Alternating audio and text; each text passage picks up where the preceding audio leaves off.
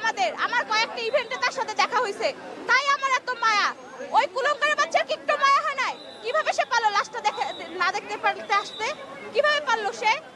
আমরা দেখছি কিছু স্ট্যাটাসে সে লিখেই দিছে, তুই ইকরা আপু কিন্তু লাশ লিখে দিছে, তুই আমার লাশের আশেপাশে আসবি না। আল্লাহ হয়তো এটাই চাইছে যে তুই জানি আমার লাশের আশেপাশে না আসিস। আল্লাহ হয়তো এটাই চাইছে। আমরা চাই আপু এইটার জন্য একটা শাস্তি হোক। আমরা এর জন্য একটা মানববন্ধন আমরা রেখেছি। আমরা প্রত্যেকটা নারী, প্রত্যেকটা ইকরা জানি আর এরকম জানি কাহিনী না ঘটে। আমরা এটাই চাই, প্রত্যেকটা নারী জানি সামনে এগিয়ে যায়, এরকম পরকীয়া জানি না হয়। আর তিথি, ওকে কেন আইনের আওতায় আনা হইতেছে না? আমরা জানি বাংলাদেশে 50% ছেলে মেয়ে খারাপ হয়ে গেছে, এদের আইনের আওতায় কেন না আনা হচ্ছে না? নতুন সরকার কি করতেছে? তাদের জানি আইনের আওতায় আনা হয়। প্রত্যেকটা নারী জানি আর এরকম ভাবে ইকরার মতো আত্মহত্যা না করে। আর এই কুলঙ্গারের বাচ্চা রাস্তায় ঘুরে বেড়াচ্ছে, ওকে বরকট করতে হবে। এই যে আপু বলছে ওকে বরকট করতে হবে। ওকে আপনাদের কাছে অনুরোধ রইল ভাইয়া, আপনারা ওকে নিয়ে কোনো কাজ করবেন না। আপনারা সবাই, ওই যে আপু একটু আগে বলে গেল যে ওকে হত্যা মামলায় বিচার, ও জানি হত্যাকাণ্ড হয়। সব আমরা তিথির আলবি সবার বয়কট করা উচিত। তিথিকে যদি কেউ কোন সরকার যদি না পারে কিছু করতে, তাহলে জানি আমাদের হাতে তুলে দেয়। আমরা ওর বিচার চাই, আমরা বিচার করব।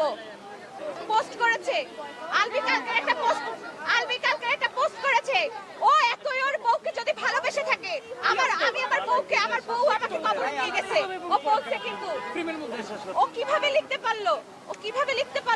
ওর বউয়ের নামটা কিভাবে লিখতে পারলো? ও এতই ভালোবাসে যখন ওর বউয়ের নামটা কিভাবে লিখতে পারলো? আমরা সবাই জানি ইকরা আপুর নাম, সবাই জানি পুরা ইকরা আপুর নামটা। ও আইডিটাও ভ্যানিশ করে দিয়েছে। ও এত বড় একটা খারাপ, এত বড় একটা জানোয়ার পশু হয়ে গেছে। ও কিভাবে ওর বউয়ের নাম ভুল লিখলো? আমার কাছে কিন্তু সেই প্রমাণটাও আছে। ও লিখেছে ইকলি, ও তিতলি লিখে ফেলছে। ও আমার মনে হয় ও তিতলি লিখেছে। আমরা সবাই এটা একটা জাস্টিস চাই। আমরা সবাই চাই প্রত্যেকটা নারী।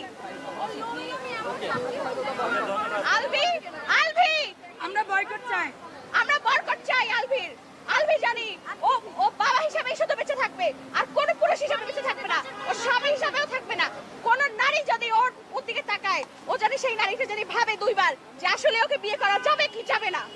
আমরা সবাই বয়কট চাই আলভির, সবাই এটা নিয়ে রুখে দাঁড়াবো। আলবি তিথি বয়কট, তিথির বয়কট, আলবি তিথি বয়কট, আলভি তিথি বয়কট, আলবি তিথি বয়কট, আলভি তিথি বয়কট।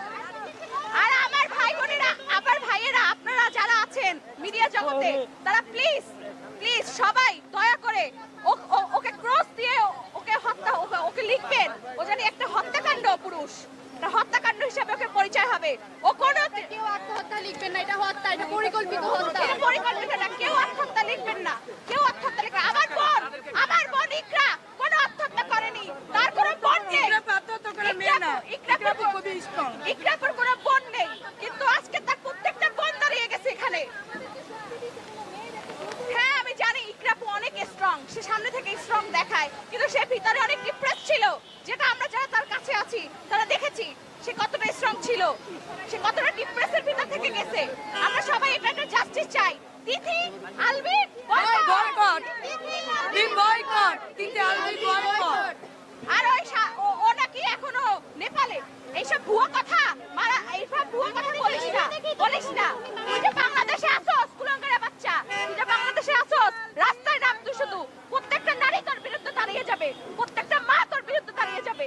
আমরা চাই ওকে ইকরাপু হিরো বানাইছিল, ও ইকরাপু যেহেতু চলে গেল আবার জিরো হয়ে যাবে। আরে ওকে কে চিনতো? কেউ চিনতো না। ইকরাপুর জন্য পরিচিত হইছে। ইকরাপু প্রত্যেকটা ইভেন্টে নিয়ে গেছে ওকে, তারপর ওকে চিনছে। ওকে কেউ চিনতো না, যদি কেউ চিনে থাকে সব ছাত্রীগুলো ওরে চিনছে, একটা নারী ওরে চেনে না। তিথি আলবি বয়কট, তিথি আলবি বয়কট, তিথি আলবি বয়কট।